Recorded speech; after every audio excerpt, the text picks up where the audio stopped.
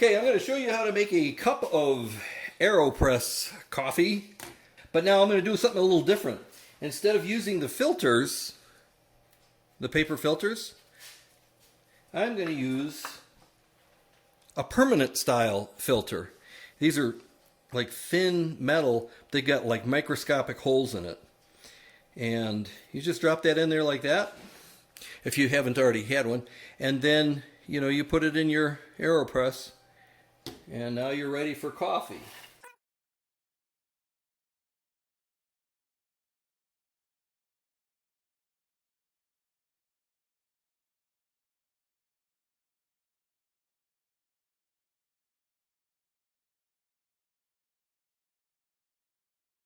I have a problem with my AeroPress coffee maker, and I'm going to show it to you right now.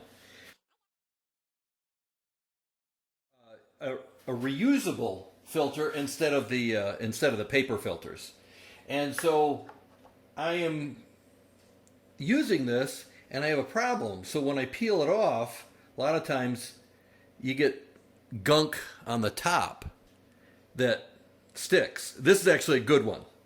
Normally the whole thing is filled with the grounds, and then to clean it off is a real mess. But I've figured out how to do this, and so every time when I take this off, instead of peeling it off, I take my and I wipe it off, and then you get a nice clean surface, and then it's real easy to clean. And then you get your little hockey puck that you put in the garbage. So I thought I'd just share that with you, that little simple idea of how to use a reusable filter for your AeroPress coffee maker. I hope this video helps you with your AeroPress and your reusable filters for your AeroPress, and I hope your coffee experience is a little bit better as a result of that. If you haven't subscribed, subscribe, and click the bell next to the subscribe, and then you'll get our latest feeds.